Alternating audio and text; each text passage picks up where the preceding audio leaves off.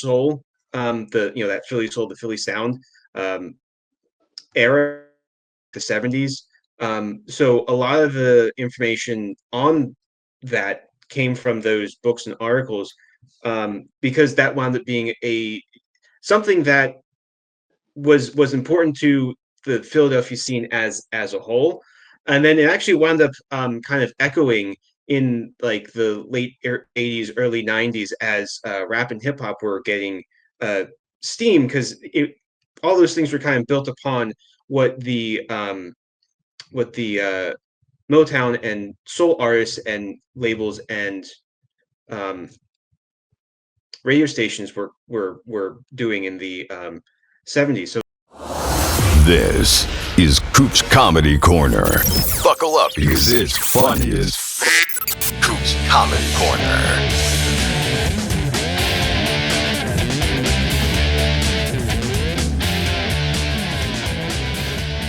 Welcome to Coop's Comedy Corner. I'm your host, Steve Cooper. And I got to tell you people, first of all, go to coopscomedycorner.com. You can get all swag Steve Cooper. We have from my show Cooper Talk, where I've done over 1,000 episodes. There's t-shirts, there's mugs. Also the Coop Tank, my business podcast, which actually today just got nominated for a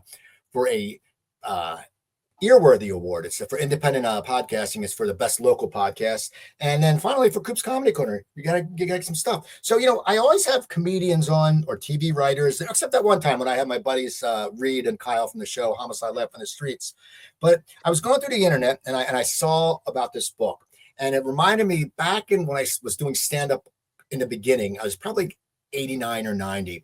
And it was when Kinnison was getting big. And we had us comics, we wanted to be cool like Kinnison, so we had grew our hair long, but mine looked more like Dave Coulier's. And we had the leather jacket, and I went to a bar because I grew up in Cherry Hill. I went to a bar with my friend called the Galaxy, and I went in there and I'm thinking, this is going to be great. And I walk in, it looks like a video, it looks like a heavy metal video, and there's all these hot women, not all of them hot, but a lot of hot women, and I got no run because they wanted to talk to guys with Aquanet hair and blouses, and I looked like a Full House wannabe, and it was the Galaxy, which was this legendary place. And these two gentlemen on my show wrote a book about the whole scene, the Philly scene, and that was the whole music scene I grew up around. It's When We Rock, the Philadelphia rock music scene from 1978 and 1992, and it's Antonio Aloia and Mick Michaels. How you guys doing? All right, how are you? Thanks for having us on. Yeah, man, I saw the book, and I that Johnny D had done my show a little while ago, and he knows a girl in a cover band I know down here, Chrissy L. She's in a band, and I had to reach out to you guys. Now, I want to find out, first of all, your backgrounds, because Antonio, you've written books on keto and all this stuff. I mean, you have the long hair, so you must know. Tell me your path and how you end up meeting Mick, because I know Mick, you also have the podcast and you're in a band. So what was the synergy? How did you guys get together? Well, I kind of went through history and finding out that I like writing about it. So those are where IQ Comes to America and Jew's Quiet Master sort of come into play.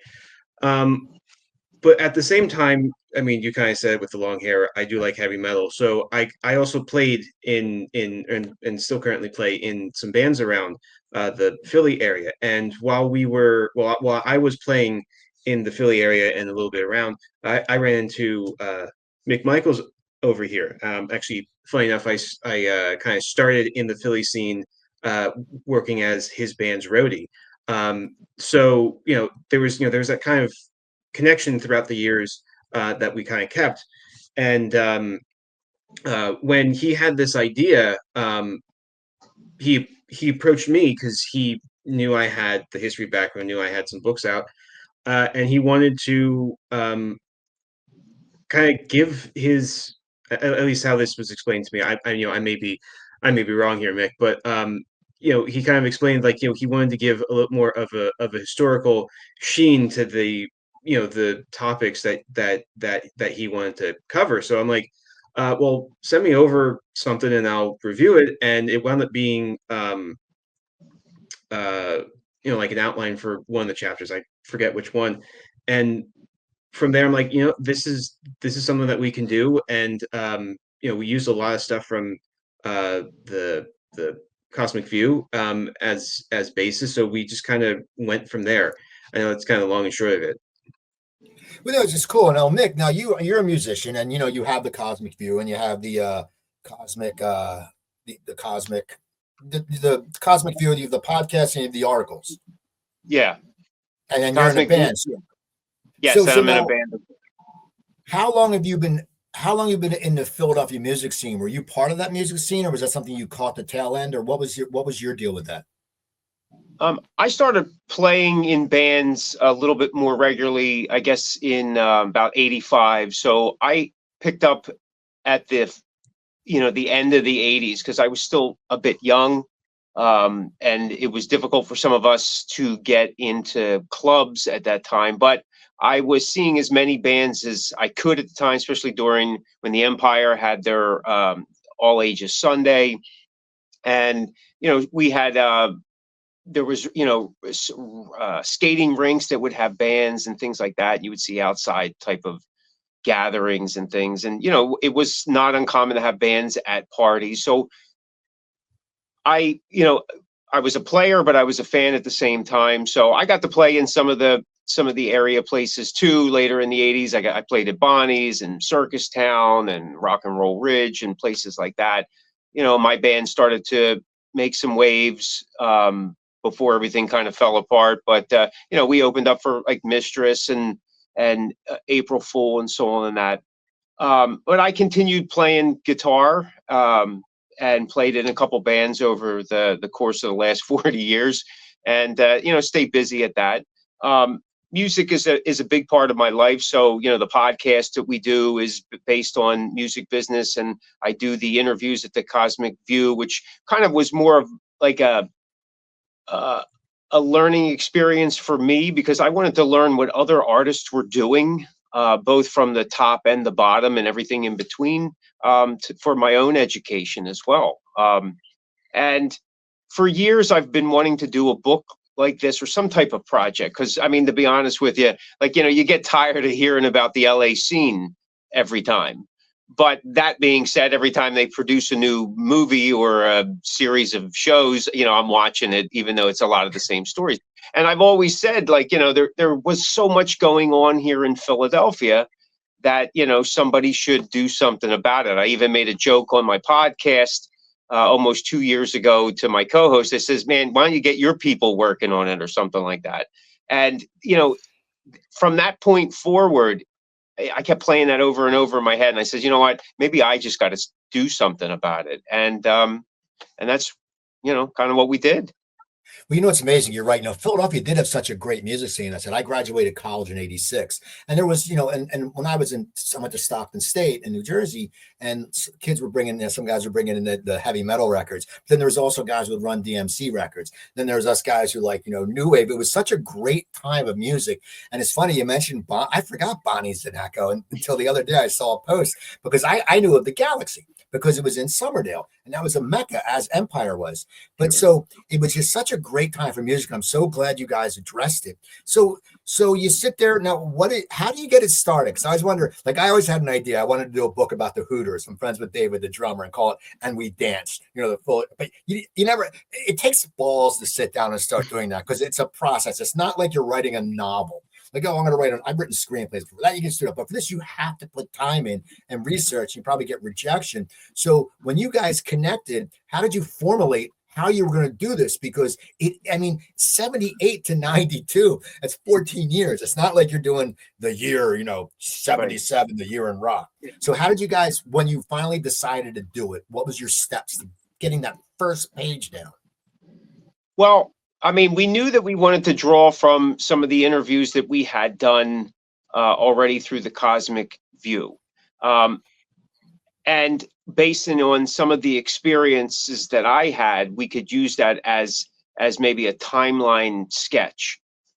We knew that from the get-go, we needed the experience and stories and input from artists that were there and that were making an impact, right? Because without them, there wouldn't have been a scene per se. And we focused on, we went through a couple different versions of how we wanted to do this book. And it was it was difficult. I mean, I don't know if it takes balls. It may take some loose screws, but I don't know about that. But we started several different ideas, and we decided that, hey, look, there are definitely some bands, some artists that we have to mention because they did some groundbreaking stuff here and went on to another level. But I think just as important are those bands that were caught in the middle and those bands at the bottom of the rung too, because they made the whole scene what it was. And focusing on 78 to 92, 92 is kind of like the given when everything kind of fell apart. But 78 is where like hard rock really started to stand out as a audience favorite because you were hearing it on the radio, and venues were having bands come in and do, you know, basically covers and tributes to what was on the radio to get people there. And then there was that, you know, it changed over to the original scene, which then catapulted all these bands into places. So knowing that we wanted to do that, bringing Antonio in was to be able to talk about that correctly. We had to talk about what came before and what came after that period of time that we wanted to focus on, because without that before and after, those artists wouldn't have had maybe the impact that they did. They wouldn't have maybe had the opportunities they did. So, you know, we start the book out with the, you know, kind of the formation of Philly and what it meant to the nation as this nation was coming together. You know, Philly was a city, an area of many firsts, and we talk about that in the book. And then how it created this timeline of music within itself. It was part of the trends. It didn't always follow them, but the whole time it followed its own trend as well, which made it a little different than some of the other cities in the area. Okay. Now, Antonio, you're, you know, because you've done the books on the keto and stuff like that, and you've had to do the research. Was that a very big part of yours? Because I would think getting research, you know, we can Google shit. Okay, but to find a article from a band in the Carrier Post in 1983, it's not easy. You know, it's like I just went through. My mom had passed away recently. She gave me a scrapbook of all these old comedy shows I did. Well, if I Googled them, I would never be able to find them. So, how did you start doing the research? Because, as you said, Mick, you said there's some bands that weren't really in that didn't make it as much. You got to find those guys. So how did you, I mean, you probably did a lot of research because you researched your other books. You're the historian. How do you go about that? Because even with the internet, it must have been a pain in the ass. Oh, yes. Yes, it is. I tried to track down as many articles or interviews per se as I could. So I wound up trying to go into like a bunch of databases, and sometimes when you're looking for something really specific, the databases don't really give you as much as you hope that they do, because they they kind of have other information, like the general information that like everyday people are looking for, not like us who are trying to find what local band was doing this thing at this time, because after a certain point people stop caring. um so when I exhausted all that, I wound up trying to find like YouTube videos, podcasts, other interviews just around the internet, whether it was on, again, just on Google, or through the Internet Archive. And actually, through the Internet Archive, I found at least one, two, maybe three books that talked about, or at least chapters within the books that talked about Philly, either as like actually there was a lot of stuff on the Philly soul, that Philly soul, the Philly sound um, era, the 70s. So a lot of the information on that came from those books and articles, because that wound up being a something that was important to the Philadelphia scene as a whole. And then it actually wound up kind of echoing in like the late 80s, early 90s, as rap and hip hop were getting uh, steam, because all those things were kind of built upon what the Motown and soul artists and labels and um, radio stations were doing in the 70s. So that was kind of like a cool echo thing with the research. But there was a lot of just scouring the internet and trying to find um, things to the best of my knowledge, the best of my abilities. Because again, music history, especially for Philadelphia, is really focused on that 70s time period, and actually even in the 50s with American Bandstand. So anything in between was like trying to go through the weeds and picking out what was the best there. Now, when you were reaching out to guest interview, I know you got some interviews before, but like I ran into this. It was God and bless, R.I.P. Jeff Labard from Cinderella. And I remember, Tom Kiefer had been on my show, and I was friends with this guy Troy Patrick Farrell, who played for Great White for a while, who knew Eric Brittenham, and I reached out for Cooper Talk to Jeff on Facebook. I sent him a message. I said, "I want to do a show." And he was like, "Well, why do you want to interview me? Like he thought he was a has-been, And I was like, "No," I said, "Because you're a heavy metal, you're a heavy metal legend.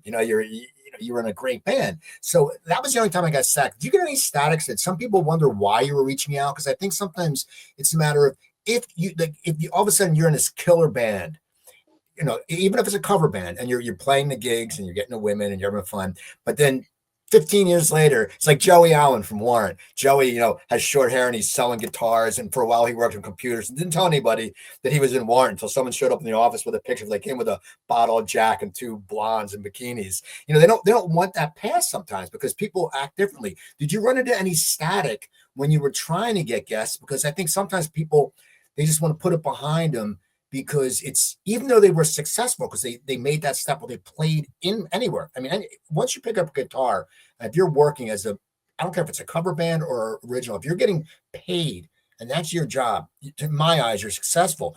But sometimes when they get later, they think they're a failure. I run into that with actors all the time. Did you guys run into any static when you tried to get guests? Because they were like, I don't know, man. I'm just wondering if it happened. It did in a couple different ways. I'm not going to name anyone of course, we started putting a list together of people that we wanted to hopefully include in here. Now, I've been fortunate enough that I know some of these people, these artists. I've worked with them, I've interviewed them, I've been friends with them. So that kind of helped. So we started there.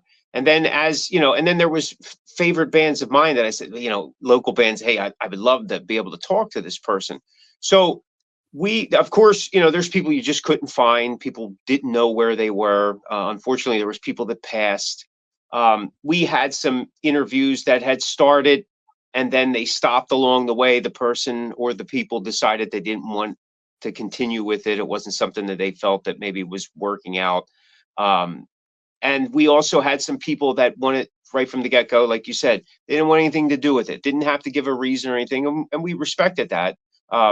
Kind of a bummer, but at the same time, what are you going to do? And then we had people that just didn't respond. So there was dozens and dozens of artists at different tiers that were sought out, and messages, phone calls, texts, emails, even one-to-one discussions that didn't come through. But we were fortunate that there was a group of people that wanted to tell their story, and having a couple of those people on board helped to get a couple other people on board. Sometimes people say, well, maybe it is okay, but you're absolutely right. There are people that don't want to talk about what happened 40, 45, 50 years ago because their life moved on to something else. As fans, we have that picture. That's how they always are. We're still looking at them as that, and they've moved on, and they're teaching at universities, or they have businesses, or they raised a family, or they're not even doing music. So yeah, there was a little bit of that, but we pushed through, and we had to kind of massage the scope of what we were doing several times because of interviews that were started and then we couldn't finish them. So it happens, but I think that all in all, from the people that we worked with, we got something solid, and they really were able to express their story, which again is the key to this whole thing. Well, I'm glad when I was reading your Amazon, the people you're involved. I'm glad you had Reggie Wu, because Reggie Wu went to my high school, and he was a year older. But like ever since that guy was like a sophomore in high school. Like everyone knew he was going to be like a rocker. Like he looks better. He looks better now though. He's got hair. Back then he had real long hair, but he was just an amazing guitarist. When I saw that, that's cool because you did get some good people. I mean, Johnny D. Johnny D. People don't know the legend of Brittany Fox. And it's something that it's good that you also is that you give notification to these bands that some people forget or they don't remember. You can mention Cinderella or you can mention Brittany Fox to people or Heaven's Edge, and people don't know who it is, but the people who know it know it. So I think it's good that you gave notoriety to the scene.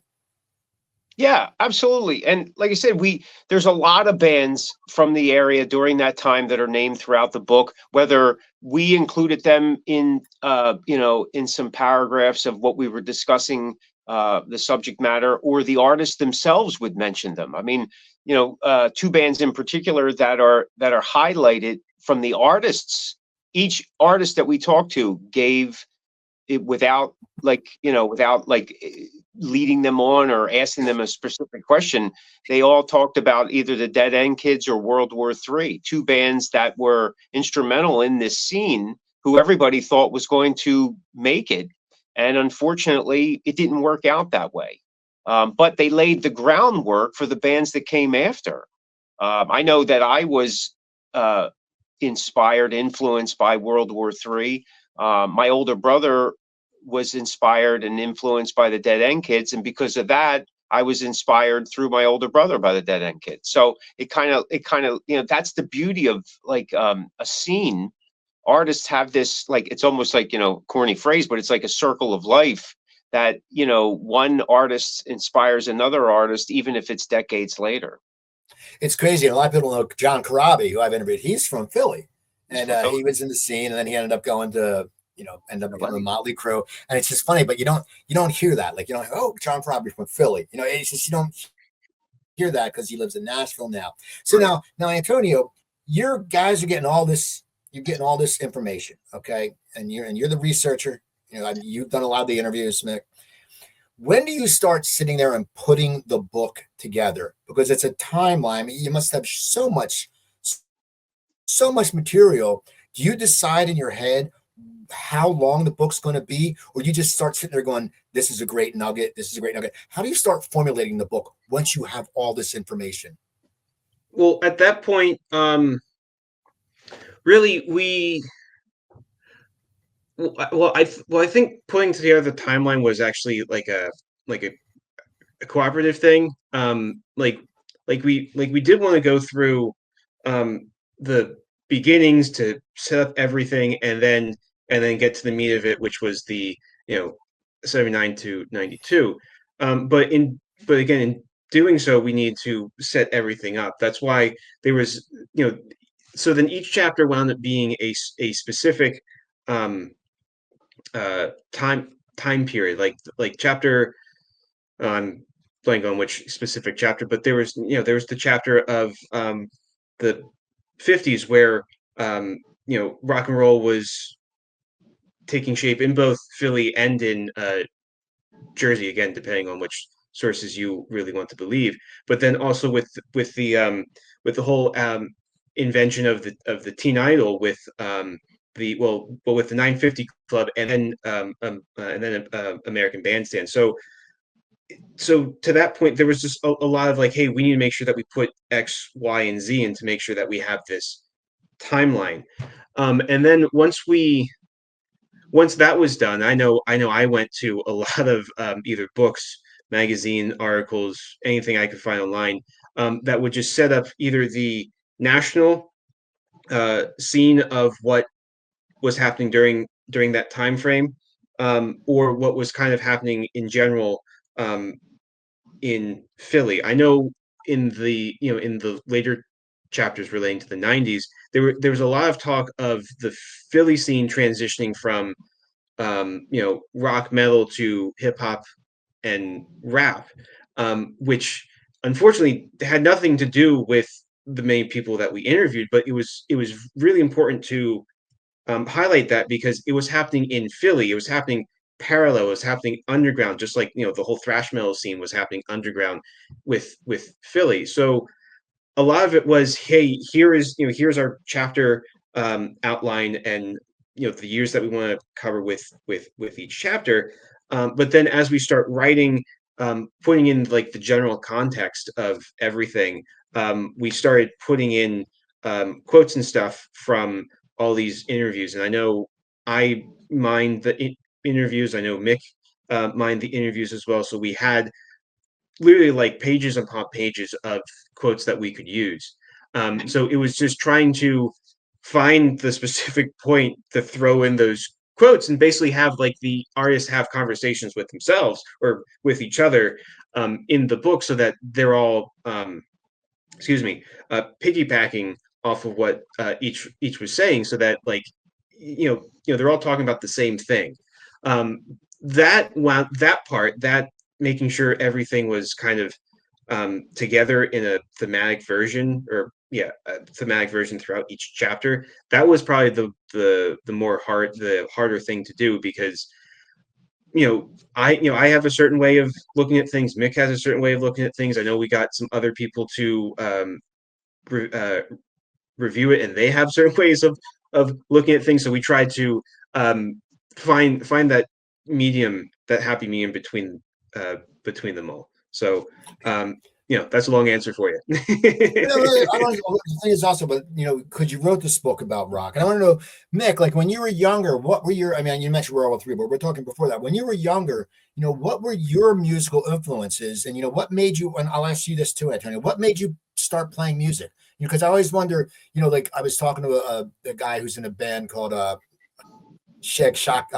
Shaker. He's from England. He said he heard Deep Purple, and he played Smoke on the Water, which I think I tried to play guitar and I sucked in guitar lab, but everyone wanted to learn Smoke on the Water because it was you remembered. But what got you into, was there a certain band or a certain point where you decided to pick up the guitar?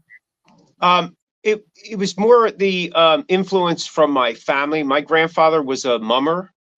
He was in the Overbrook string band. He played guitar and banjo. He played violin. He played accordion. So there was a lot of that, as I was a kid. And my older brother also played guitar. So there was that. So I got a lot of that traditional music from my grandfather, and more of the rock modern stuff from my older brother. My uncle was into R&B and Motown. My father loved the Beatles. So we had this this array of music.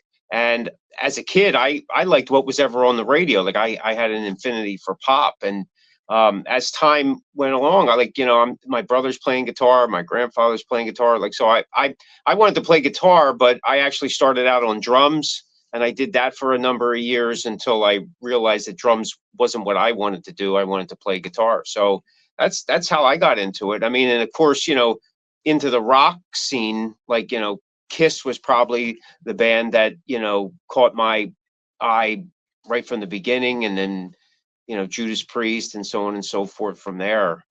So that's, and again, by 86, I was listening to a lot of the local bands. There was just, they're just things that we were, either going to see them, someone had a demo tape, someone knew somebody, we went to rehearsals. I mean, that was the kind of, that's how things were. I mean, for us, kind of growing up. So those immediate influences, those right there were huge for me. How about you, Antonio? What got you? Because you said you're in the band, you were a roadie, so it means you love music. I mean, there's you're gravitating towards it. So what were some of your early influences? What made you start playing an instrument? Really, it was Judas Priest, and I was actually trying to ponder this answer with another interview question that I would that I was trying to write down.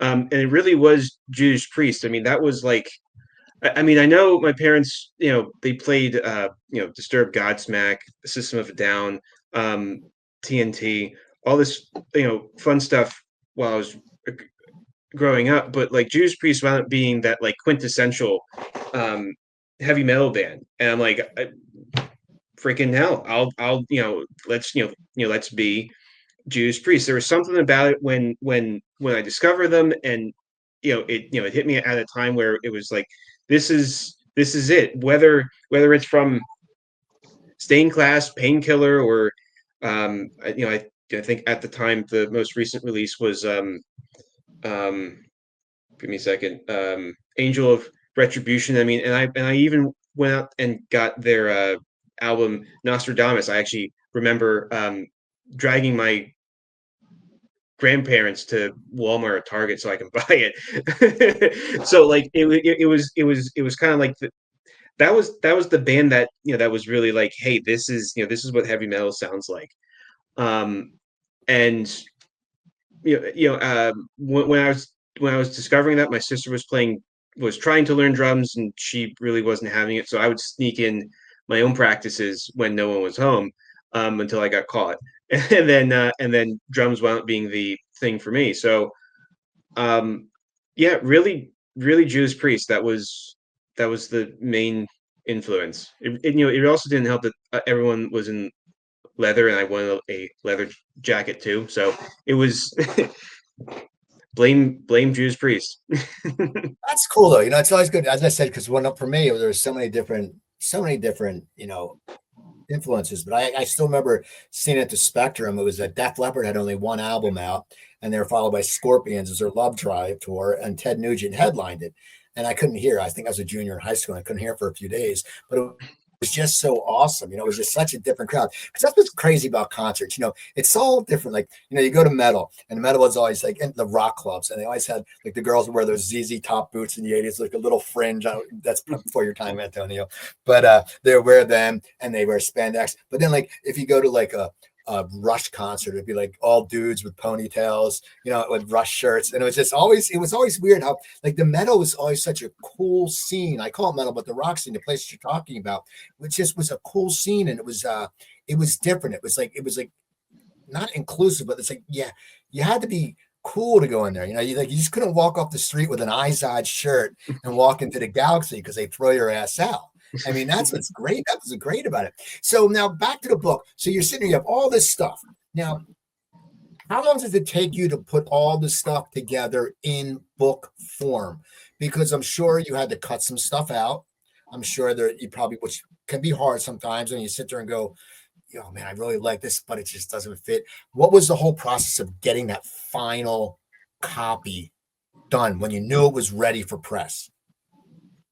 Well, the whole process was like a sprint. I mean, for 2 years we were going on and off of this, but like it was on for a long period of time and then off for a short period of time. Um, um, there was some downtime, not a lot, but there was like, oh hey, if you have any spare time, uh, you know, do some research, take some notes, mine this interview for me, or for us, I should say, and then and then send it back. A lot of it was, hey, let's get some of the stuff done now, so that we don't have to worry about it later, sort of thing. And some of that, what I mean, 2 years turnaround for a book, that's super quick for me. Um, but I think it's good that it was this quick because we got stuff together and stuff done in such a manner that throughout the process, I'm like, oh my god, this is so haphazard. It's like, well, it's not that haphazard because we actually got the book together. So, Yeah, we um, had, there was a lot of like, we would have to constantly change focus because we'd start an interview with an artist and their schedule wouldn't permit it to finish. So, all right, let's go to this one here. And at the same time, all right, I got this one here. And we're trying to, like T said, mine all these interviews. So we were trying to not have downtime. Of course, there was not as much as, you would think, but we kept it going. And I think that, like, to get to that final piece, I think that the last 8-9 months have been intensive, to get it to where, and we made several changes in those 9 months that, like, we thought we had something and we read through it and we're like, man, there's something missing here. It's not, and even up until, I mean, not afraid to say that it probably even up until a couple weeks before it was finalized, we were still adding some things that were coming in that we didn't think were going to come in, and finally something showed, a quote showed up, or there was this information that came in, and we're like, we have to get that in there. So yeah, it probably the last 8-9 months was the super intensive part to get everything laid out so that we could have that July 22nd release. Now, was it important to you, Mick? Because Antonio, you have done books. How valuable was that to him? Because you're probably used to working on a deadline, or you're used to the finished product. So, I mean, Antonio, you've seen your books you've written, right? So, how important was that for you guys in this relationship that he was living at that time. He was there, so he was like the beat, and you have already written before, so you know what it feels like to get that to the finish line. Was that an important thing when you guys were working on it? Did you communicate about that, about how he knew deadlines and how to get them done? Oh yeah, oh definitely. I mean, bringing him on board because of that his historical research component for the accuracy that we needed, especially for the before and after pieces that led up to that era that we wanted to cover. It was, again, I think that the core is the artist's story, but it's everything that surrounded that helped kind of push that story forward. Antonio's work in that was, I mean, without that, honestly, I don't think that we would have been able to get as far as we did in the time frame if we didn't have him on board. So we each had a couple roles that we were filling. We also had an editor who was working with us, I would say, in the last 8 or 9 months as well, to make sure that we were crossing our T's and dotting our I's, and I wasn't sounding like we were just talking in a bar room, and had to make it like coherent sentences and stuff like that. So that was key, because she would read it and she would say, I need more explanation here to make the reader understand what was happening, or maybe can you have some context about this, or did any of the artists mention something about, like, so it was that that outside third eye type of thing that helped us kind of keep everything together. Because you get focused on a project, you think it's there in your head, it's there, but it's not on the paper. So now whose idea was it to bring in the national acts? Like, I saw you got Jack Russell, which I gotta tell you, I interviewed Jack like 8 years ago, and of course, when you interview Jack, you're not going to talk about the fight. That's not my show. Cooper Talk's not about that.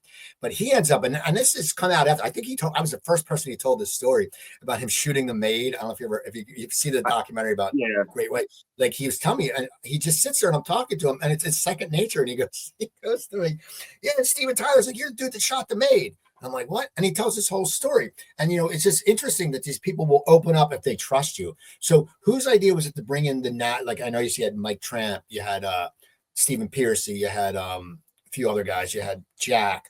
Whose idea was that? And do you think that was very important to pushing the story forward of the Philadelphia scene? Because they were probably the Philadelphia acts were trying to aim to get to that point, to get to that popularity. Sure. I had the idea. I brought it up to T. I said, "What do you think about us?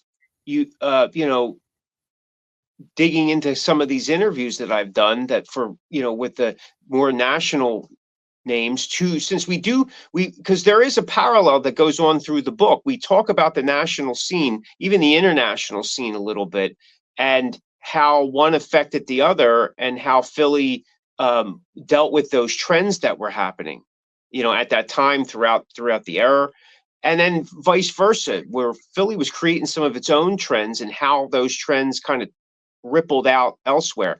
We thought that, like, again, talking about from top to bottom, what's that perspective from outside of Philly in that national market?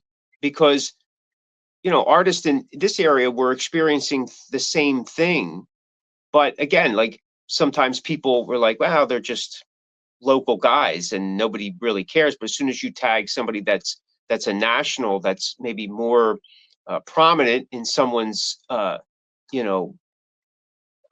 or awareness, they perk up a little bit. So to me, it added a little bit more validity to what these local artists were doing and experiencing.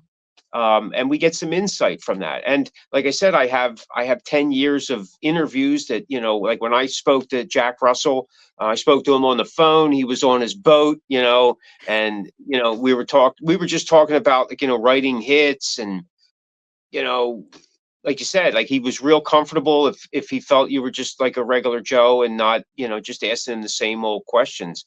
And we were just, shooting the shit that way. And that's how I've done most of my interviews. And I think that it was important to include some of that so that people would get the grander um, scope of things. We even talked to some people from Pittsburgh and the Scranton, PA area, people out of New York, and even people from Jersey.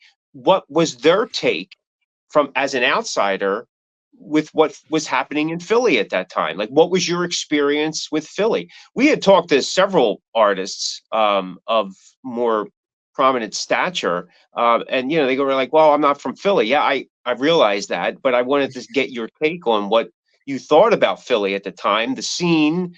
Did you have some kind of story or something that you could relate? Some people just didn't think that that was even worth their time, so we moved on, and the people that did, we utilized them. Now, what do you think happened to the scene? And kind of you did the research and you lived with it.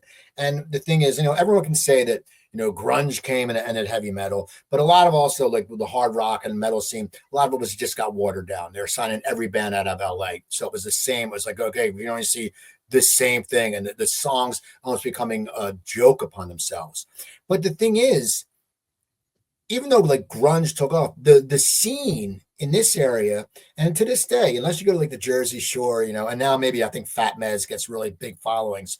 But what do you think happened to the scene? Because after like the hard rock scene died, like the Empire and all those things disappeared, live music wasn't the same around here. There was bands, but it's just like comedy. Back when there was 16 comedy clubs in the area, people were out for live entertainment. I think that's late 80s, early 90s. What do you think happened? What was the change? And it's not the music, because if you put on a good product, people are still going to come. Is it the fans that they felt let down because they couldn't go see the band, like the Dead End Kids? Or I mean, what do you think, both of you guys? Because you're both you've done a lot of research on this, Antonio, and you've lived it. You were gigging back then. What do you think happened to that scene? Because it just ended, and it was like the music was still there though. So but it didn't pick up. Like as I said, grunge bands weren't selling places out. They weren't like, it wasn't and the same. So what do you guys think happened? Well, I think I know Mick said this earlier where Philly followed trends, but they followed it in their own way. I think when the 90s happened, 91, 92, 93, etc., Philly actually really followed the national trend of we don't want any more hair metal, hard rock bands, because the industry standard was we're not going to sign them anymore.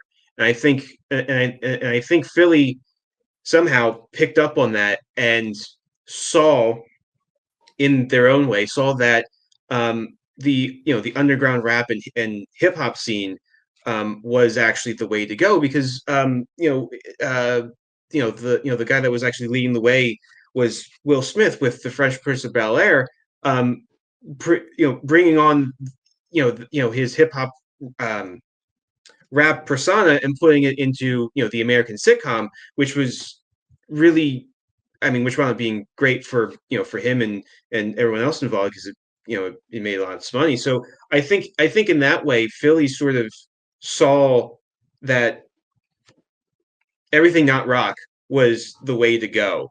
Um, and we make mention in the book too, where I'm trying to remember which newspaper. I think it was the Philadelphia Inquirer.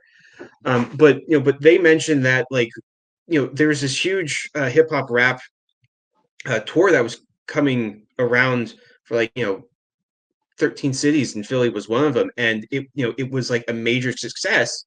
But radio stations and everybody else didn't want to say it was a radio success. So even though that took some time, Philly wound up going that that route of just taking in the the rap and the hip hop artists, R&B and everything else like that, um, and kind of went that way because I guess they saw what the national scene was doing and it's like, well, we're going to do hands off of rock because it's not making the money that it used to. How about you, Mick? What? Because you were there. You. I mean, I say you cultivated the whole scene. You were living it. I do remember that by 89, 90, a lot of bands were talking, like, talked about it or decided to, and just went out. Everybody wanted to go to LA. Everybody wanted to go to LA because, again, at that time, all these LA bands were coming out.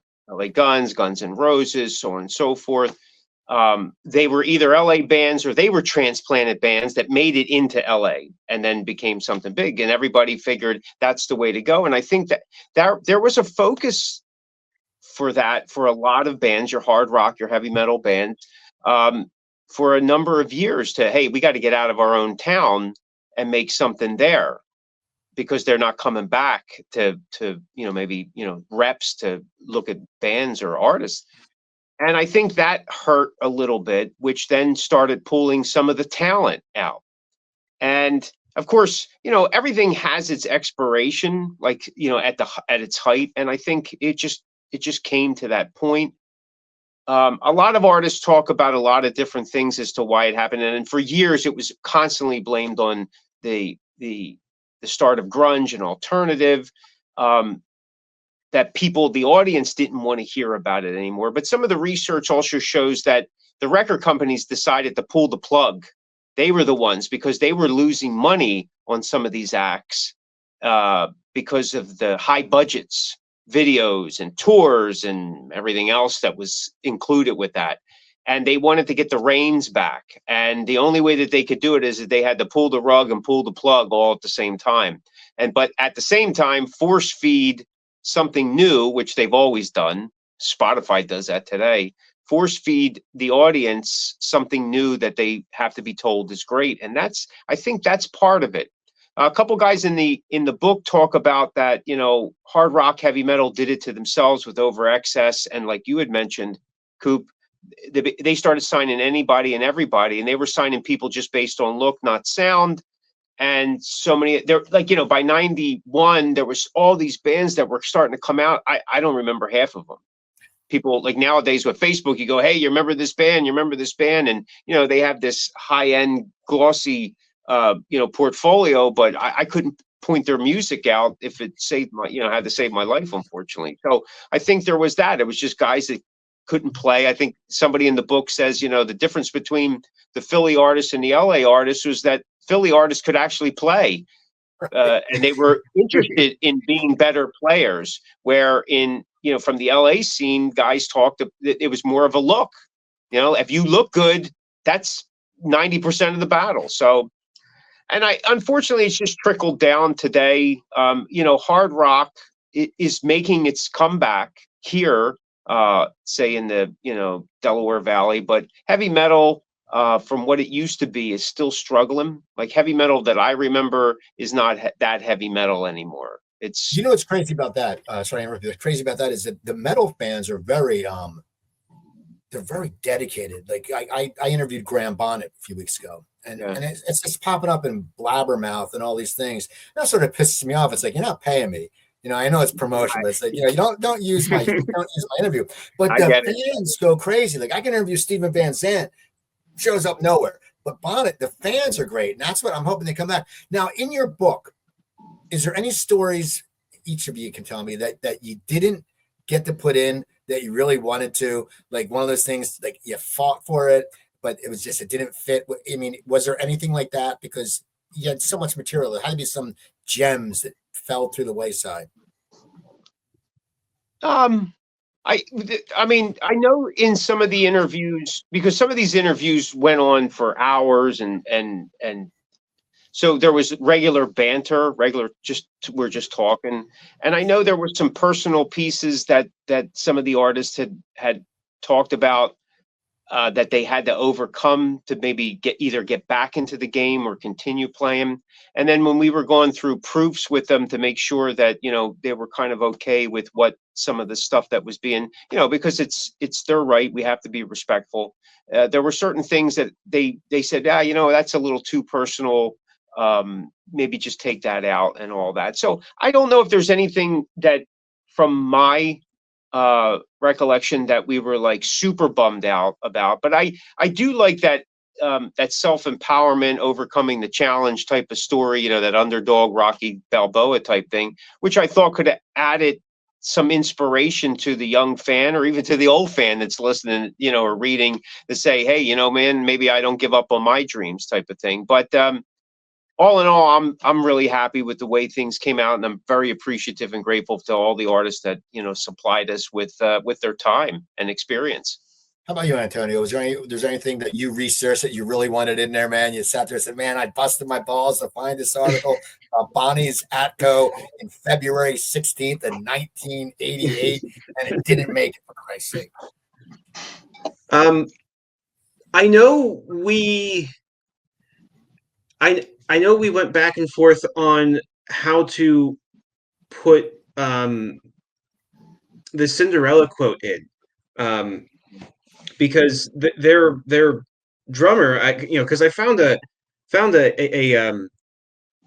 like a newspaper interview, like a really quick one, that he did with some newspaper. I think it was the Baltimore Sun, and it wound up being Baltimore Sun. reprinted somewhere else.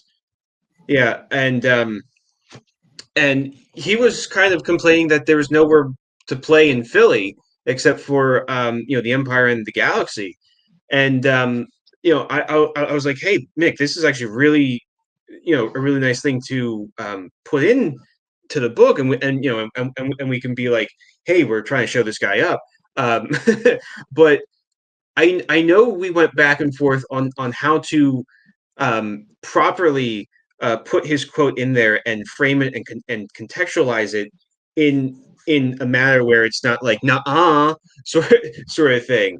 Yeah. But anything that we didn't use, I mean, we actually, from my recollection, nothing really went to waste. Outside of the two personal stories, but nothing really went to waste, I felt, and we used everything as best we could. Yeah, so I mean, that's, to Yeah, my mind, that was really it. we actually used that. We wound up deciding to use that quote as the argument, so to speak, for the book, to give it a little bit of lift in terms of saying, well, we don't 100% agree, and we're going to demonstrate why, but we're going to give other reasons too that artists feel the same exact way. And there is a mix of feeling throughout the book, with the artist, about whether or not Philly really had a music scene. And not to give too much away at the end of the book, but we prove that they're right and wrong all at the same time. And it's a matter of perspective. You know what I mean? It's give them the old Obi-Wan Kenobi answer. It's Now, so, but I think that we were able to utilize that argument, or his disagreement of such, in a positive way, to show that fighting spirit that Philadelphia had, to prove that sentiment, to the because he wasn't a Philly native. So if you're not from the Philly area, you don't really get that, like, hey, we come in swinging with our head down. We may go down, but we're going to get a couple good shots in the process. And I think that the book demonstrates that. We did that as a team collectively. Now, what was the feeling when you got the book done, when you actually held the damn book? How good was that? Were you just like, were you proud of it, or did you sit there as, because you're both artists, so we always get insecure about things like, oh, I mean, what was your feeling? Because you've done it before, Antonio. You've had books out before, but what was it like when you guys felt that book? And what was it also, to follow up, what was it like that now you're number one on Amazon in that category? Well, I'll Well, it tell you, was we got the book, and I was just like, you're staring at it because it's something tangible and real, and going, man, this isn't just digital, and it's like, and we could fan through it. It was an amazing feeling, but as you said, there's that apprehension because I felt it. I was like, man, did we cover everything? Is the peanut gallery going to come out of the woodwork and go, oh man, so and so should be in here? You should have said this. I should have been in there. All that kind of stuff. And like, did it read well? All that kind of. So, but you get to a point where you're like, well, look, here it is, right? Being an artist is putting yourself on the chopping block and dealing with it as it comes. And not everything's going to, be hit out of the park, but you got to give it a shot. And that's, but we felt strongly that we were putting every effort that we could. Now, listen, I mean, I've said this before, like, could we have covered everything? Well, yeah, it probably would have taken the rest of my life to do it, and we would have had a War and Peace volume set. That's not what it was supposed to be, right? This was supposed to be an easy, fun read that throws a little nostalgia in there, and maybe some things to go, hey, I never knew that, and that kind of thing. And it was for me, it was an homage to the city and to the artists that I grew up listening to. So that, there it is. How about for you, Antonio? What was your feeling? No, it was great having something tangible in my hand. I mean, even with the previous books I've done, it always feels great having it in your hand and be like, oh my god, like this is what it's going to look like. This is going to be great. And then it's like, oh crap, I got to do the whole read through like I'm actually reading the book, and we did that at least 3 times. Excuse me, but like outside of that, there was just like, oh crap, the freaking printer screwed this, screwed our one review copy up. Oh crap, this other printer did this thing on this other thing. So kind of like as not as like an artist looking at it, it's kind of like, well, I really hope that this doesn't look like the finished product when someone else buys it, because then it just looks like shit, and it's like I don't want this, this physical thing looking like shit when it gets to somebody. If if it becomes beat up and whatever in their possession, that's totally fine with me. But if it gets to them with everything kind of crooked, we're like, dude, what's wrong with the printer? And we only have so much power with that. But now having the book tangibly in your hand and actually paging through it, you're like, oh my god, this is an actual thing. This is great. Yeah.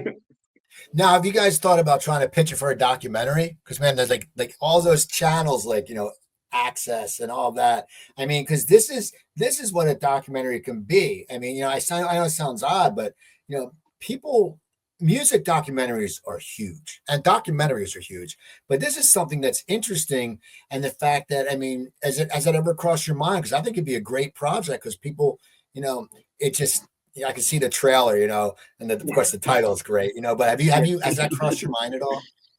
It has. I We actually we went through, I guess, in the last couple months as we were getting closer and we started to have a date that it was going to go live. We started listing out some things that we would like to do with the book, but it was all based on how it was going to be received, right? I mean, listen, you hope that it's going to be received well, but you never know, right? It's just it's Murphy's Law in this business. But I mean, we're hoping to maybe do an expanded version at some point, maybe a hard cover with colored pictures with more photos from back in the day. Like myself, I didn't have a lot. I didn't own a camera as a kid. We never took pictures. And who thought when you were 18, 19, 20 to keep anything? Like you lived in the moment. It was right then and there. You felt like this was going to be forever. And you figured somebody else would take care of it. And, that's where you're at. But there was a lot of that too. So, yeah, we had discussed, I think on the first list was like, film documentary, but we'll see how it goes. I mean, if somebody approaches us or we see it down the line, maybe. But like I said, right now this was like the last 2 years of getting this together. It's kind of exciting that it's out there and people are purchasing it and they're enjoying it and we're getting some decent reviews. So, we're going to take our 15 minutes of Andy Warhol fame and see how that goes, and then take it from there.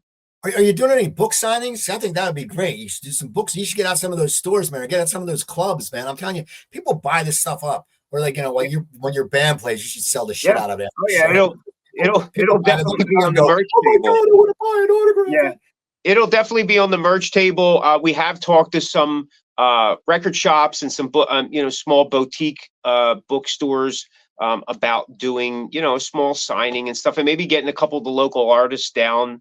There was even talk about, and again, right now it's all talk, about maybe seeing if we can get a couple of these bands that are mentioned in the book that are still playing, or a few of the people that are still playing. Maybe we can get together and do a When We Rocked night at some Philly venue, and we have some books, and we'll have these people meet and greet. But we'll see what happens. Like I said, we're riding that 15 minutes and see where it goes. I got one final question for both of you, and you can go in first, Antonio. What makes you proud about this book? I think the fact that I think the fact that there's a book on the Philly music scene, especially during the time when everyone from that era felt it was the best time ever, especially in music. And it's not just focused on the LA scene. It's not focused on the New York or the New Jersey scene. It's focused on Philly. And coming from a history background or historical background, I feel that like you have to produce things that fill a gap within the larger historiography or the larger story. And if you don't do that, then you're always getting this one-sided thing, kind of like, oh, we get Rome's version of events in Gaul, and Caesar's a hero when he really wasn't that great of a person there. So to that extent, I feel that we're proud to produce something that fills a gap within the larger history, the larger story, and kind of harken back to what I did in with my first book, IKEA Comes to America, is that hopefully it starts this process of other people start adding in their own stories on their own, or they get inspired by this, so that they can continue exploring and diving into the Philly metal scene and all its kind of surroundings, so that again we can have this better picture of it, and we can talk about it in the same breath as we do with the LA scene, especially during that time period. How about you, Mick? What makes you proud about this book? When I was a teenager and I was playing, to me, Philly was the big time. It really was. Like, I would go down to the Empire and I would see the bands, and I didn't know the difference between those bands in terms of the Spectrum or the Empire. It was all the same to me. And there was such an electricity for a young kid. And so that was inspiring. And I carried that with me my entire life, and don't always see it and feel it all the time anymore. But I harken back to it quite regularly, and which was part of the inspiration to do this book, to get that feeling, not just for myself, but for the people that experienced it, and that were able to create that experience for fans like myself and future musicians, and the legacy that it left in the scene even today. So I'm really happy that we it's not just something I talk about anymore, that I was able to get it together with Antonio and our editor, Pamela Marie from Blossom Consulting, and all the artists. Johnny D wrote the foreword, and really, I got to give a shout out to Johnny. He was kind of like the springboard to this whole thing. I mean, I'm fortunate enough that I've known Johnny since I was like a little kid. We grew up on the same block. And when I reached out to him about it, he was pretty excited. He was like, "Man, this is something that has to be done. I'm whatever I need to do." And that was inspirational to me. And it was a sign that this was my way to kind of, pay it forward to these artists that inspired me, and to a city that just, to me is, it's unrivaled in that sense of that fighting spirit. So I'm excited about it. That's awesome. You guys, I want to thank you for coming on. Now, how can people get the book? Where are we? Amazon, of course. You can get it anywhere else we get it, or what is that? Is that the Yeah, main place? that's, I mean, it's on some other, there's like Barnes and Nobles and Ingram and stuff, but you can go right to our official webpage, whenwerockedphilly.com. You can get the book. You can find out, who's in the book. You can see what some people are saying about it. You can also order the Get Rocked official t-shirt. So yeah, and that's, we'll be updating things there. It's a real basic website, because we just want people to get the book and read it. And that was one of the reasons why I did not want to do a digital copy, right? Because there wasn't digital copy back in, those days. So you couldn't read it, a PDF reader or whatever, the Kindle or whatever. I wanted people to have it tangible in their hands so they can feel it, smell it. You know what I mean? You can smell Philly in this. Smell that? It smells like, anyway, it smells like the pretzel. It smells like the soft pretzel guy in the corner of that's Broad right. and Vine. 5 for a buck. Exactly. So you guys, thank you. People, go get the book. Go out and get the book, especially if you're from, even if you're not from the Philly area. If you're a musician, you need to find out. That's what inspires people. You hear people's story. There's ups and downs in everyone. So go buy the book. Also, go to coopscomedycorner.com. Get some Coop Tank swag, Cooper Talk swag. Go to Comedy Trainwreck. I want to thank my producer Jimmy Corham. Does a great job. He gives a lot of Philadelphia comics a platform to talk. He's got Coleman Green has a show, Corey Alexander, John Kensel and the Wid. He's got a bunch of stuff coming up on the horizon. So check that out. So yeah, and go to my site, coopertalk.net. You can find 1,044 episodes on there. We went from over 70 Rock and Roll Hall of Famers to Oscar winners, Emmy winners, all that good stuff. So go buy the book. You got to get it. When We Rock. I'm Steve Cooper. Thanks for watching or listening, and you have a great night. Coop's Comedy Corner.